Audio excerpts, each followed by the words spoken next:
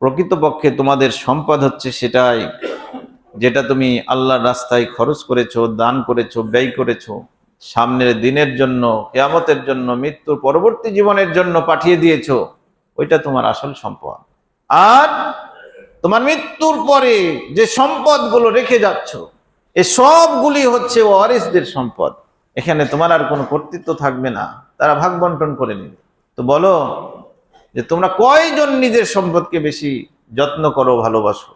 এই যে ওয়াজ নসিহত শুনছেন, এর মানে এই না যে আপনি আপনার ওয়ারিসদেরকে একদম মাহরুম করে সব আল্লাহর রাস্তায় দিয়ে চলে যাবেন। এটাও ইসলাম বলেনি। কিন্তু হাত যে গুটিয়ে আছেন, দিতে পারছেন না, শেষ হয়ে যাবে, ফুরিয়ে যাবে বলে হাত গুটিয়ে আছেন, এদের জন্য দুর্ভাগ্য। ওই যে বলছিলাম, দানের হাত চালু রাখতে হবে। আপনি যে অবস্থাতে আছেন, একজন রিক্সা চালক, তিনি তার জায়গা থেকে দান করবেন। রিক্সা চালককে তার জায়গা থেকে তিনি 10 টাকা পারবেন, 5 টাকা পারবেন, 5 টাকায় দান করতে হবে, কারণ তারও কিয়ামত আছে, তারও পরকাল আছে। সুতরাং এই রিক্সা চালকের ছোট্ট দানটার আল্লাহর কাছে অনেক মর্যাদা। বলা হয়েছে, মান তাসাদ্দাকা বিআদলি তামারাতিন মিন কাসবিন তাইয়িবিন, যে ব্যক্তি হালাল উপার্জন থেকে সামান্য একটু দান করেছে, একটা খেজুরের সমান দান করেছে, সামান্য একটা খেজুর, আল্লাহ রাব্বুল আলামিন খুশি হন, তার প্রতি খুশি হয়ে যান, ওই ছোট্ট দানটাকে ডান হাতে কবুল করেন। সুম্মা ইউরাব্বিহা, এরপরে ওই ছোট্ট দানটাকে নিজে লালন পালন করেন। যেমন ভাবে মানুষ তোমরা একটা ঘোড়ার বাচ্চাকে খাওয়িয়ে পরিয়ে যত্ন করে আস্তে আস্তে বড় করে তোলো, ঠিক আল্লাহ রাব্বুল আলামিন ওই কষ্ট করার মাধ্যমে যে দান করেছে হালাল পন্থায়, ছোট্ট দানটাকে আল্লাহ বাড়িয়ে বাড়িয়ে বাড়িয়ে হাত্তা কাল জাবাল, বলা হয়েছে যে পাহাড়ের সমান, এমনকি তার চাইতে বড় করে কিয়ামতের দিন তাকে দেন। তাহলে দান কখনো ছোট হয় না। দান হতে হবে অন্তর থেকে, সামর্থ্য থেকে। সামর্থ্য যা আছে সেখান থেকেই দান করতে হবে, এটাই আল্লাহর বিধান। আল্লাহ নবী সাল্লাল্লাহু আলাইহি সাল্লাম বলছেন, মা নাকাসাত সাদাকাতুম মিন মালিন, আমার উম্মতরা জেনে রাখো যে সাদকা করলে কখনো সম্পদ কমে না। কে বলছেন? আল্লাহ নবী বলছেন। তাহলে অন্তর থেকে বিশ্বাস রাখতে হবে যে সাদকা করলে কমবে না। সাদকায় কখনো সম্পদ কমায় না, সম্পদ বাড়িয়ে দেয়, যদি আমাদের সেই ঈমান থাকে, বোঝ থাকে, আল্লাহ নবীর এই কথার উপরে বিশ্বাস থাকে। ওমা সাদাল্লাহু আবদান বিআফবিন ইল্লা ইসলাম, দুনিয়াতে কোনো বান্দা যখন, কোনো মুসলিম যখন আরেক মুসলিম ভাইকে অপরাধ করেও মাফ করে দেয়, অপরাধ করেছে তাও মাফ করে দিল, ক্ষতি করেছে তাও মাফ করে দিল, আল্লাহ রাব্বুল আলামিন ওই মাফকারীর সম্মান বহু গুণে বাড়িয়ে দেন। ওমা তাআদা আহাদুন লিল্লাহ, আর যে ব্যক্তি আল্লাহকে সন্তুষ্ট করার জন্য মানুষের সাথে বিনয় নম্র আচরণ করে, মানুষের সাথে ভদ্রতা এবং বিনয় নম্রতার সাথে কথা বলে, অর্থাৎ খুব নমনীয় হয়ে চলে, আল্লাহ রাব্বুল আলামিন তার প্রতি খুশি হয়ে ইল্লা রাফাআহুল্লাহ, দুনিয়া এবং আখিরাতে তার সম্মানকে বহু গুণে বাড়িয়ে দেন, তার মর্যাদা কমে না।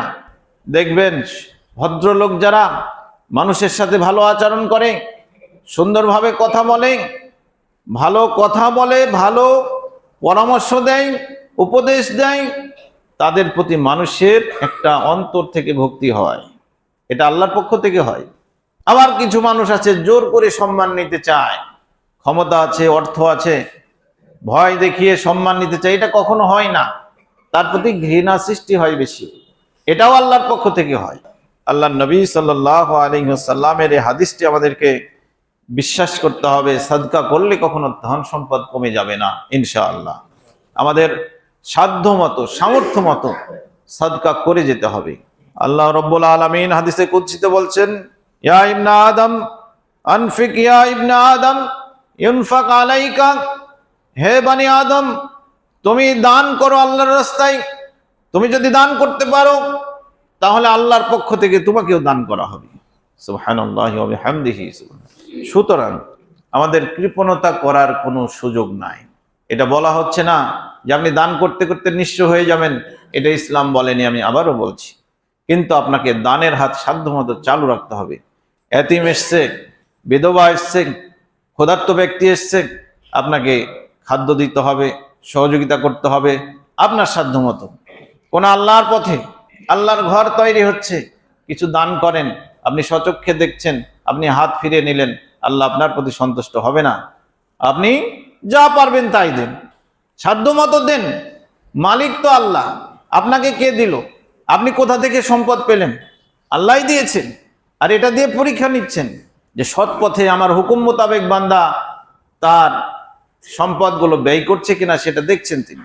আসলে আমরা সম্পদের মালিক নই, আমরা শুধু তত্ত্বাবধায়ক, সাময়িক। দুনিয়াতে যতক্ষণ নিঃশ্বাস থাকবে ততক্ষণ আপনি নিজেকে মালিক ভাবছেন, আসলে প্রকৃত মালিক হচ্ছেন আল্লাহ।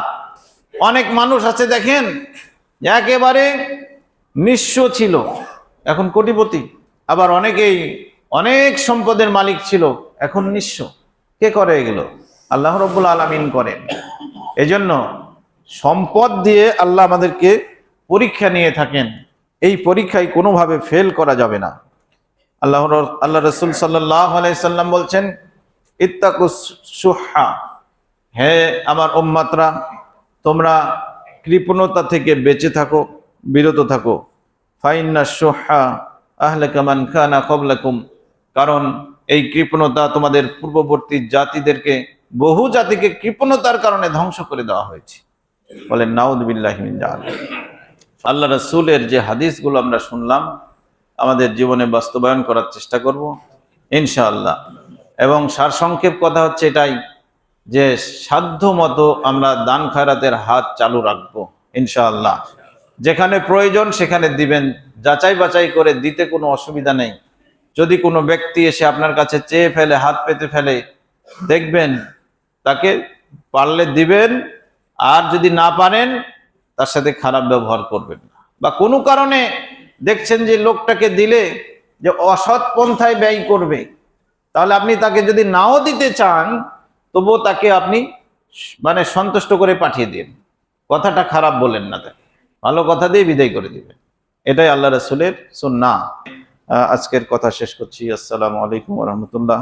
আস্তাগফিরুল্লাহ লি ওয়া লাকুম ওয়া লিসাইরিল মুসলিমিন। বারাকাল্লাহু লানা ওয়া লাকুম ফিল কুরআনিল আযীম।